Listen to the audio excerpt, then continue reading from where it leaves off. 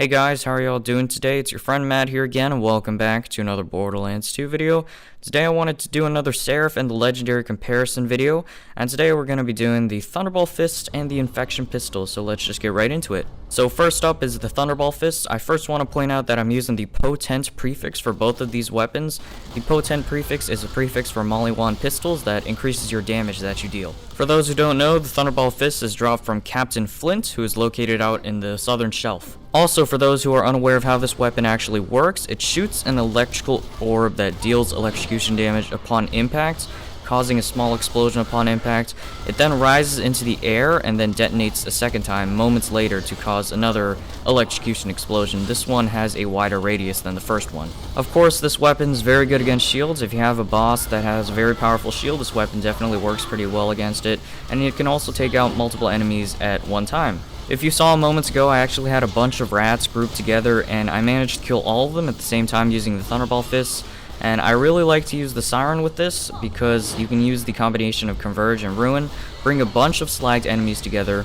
Obviously, being a Maliwan weapon, an elemental based weapon, Thunderball Fist is very good combined with slag, but not as good as the Infection Pistol when it comes to slag, but it's still very good because it is an elemental based weapon. But you have a bunch of them grouped together, they're all slagged, you can take out all of them with a few shots of Thunderball Fist because the electrocution explosions actually has a pretty widespread radius and it can definitely take out several enemies at once. So let's get into actually comparing these two weapons, the Thunderball Fists and the Infection Pistols. They both are the Seraph and Legendary counterparts to each other, however, they both work very differently, and of course, the only similarity that they really have is that they're both Maliwan Pistols. But other than that, the electrocution damage works with the Thunderball Fists, and the Infection Pistol is always a corrosive weapon.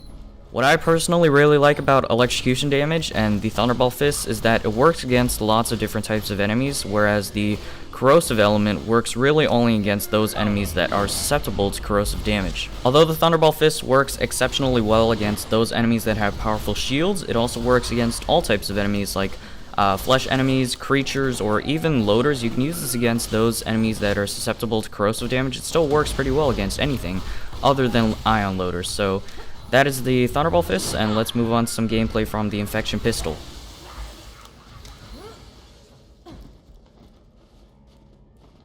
The Infection Pistol can be obtained from the Seraph vendor in the third DLC in Borderlands 2, Sir Hemlock's Big Game Hunts, located in the Hunter's Grotto. For those that are unaware of how this weapon works, it shoots a corrosive projectile. This projectile moves pretty slowly through the air, and it also moves in a slight arc, so that might mess up the accuracy a bit.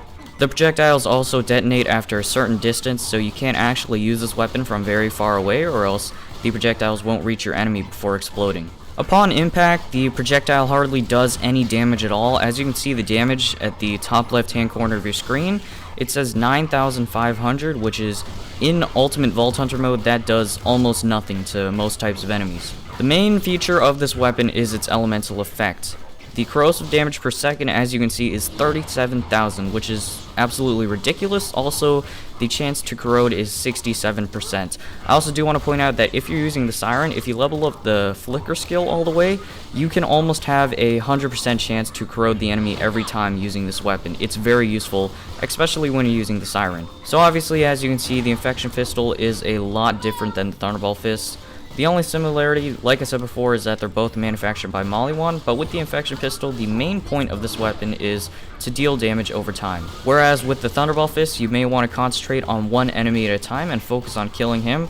With the Infection Pistol, you don't want to do that at all, because focusing on the same enemy would take an extremely long amount of time, and you don't want to do that. What you want to do is corrode several enemies at once, and then allow them to die out throughout the duration of its corrosive effect. And also, I'm not 100% sure of this, but when you're using the Infection Pistol, those enemies that you corrode with this weapon, if they touch an enemy that's not corroded, they also corrode that enemy as well, so that's pretty useful. I also stated that the Thunderball Fist works really well with slag, but it's almost nothing compared to what the Infection Pistol can actually do with slag, because this is pretty much a completely elemental based weapon. Using slag with this increases your damage by a crazy ton. So I believe in Ultimate Vault Hunter mode, the effects of slag increases your damage by 3 times, which basically when you're using the infection pistol means that you kill your enemies 3 times as fast, because it is a weapon that deals damage over time. So overall, the infection pistol works really well against those enemies that are susceptible to corrosive damage. It can work against other enemies, but obviously they will resist it, even though you can deal a good amount of damage over time to them as well. Anyways, hope you guys enjoyed the video. Let me know in the comments which you like better.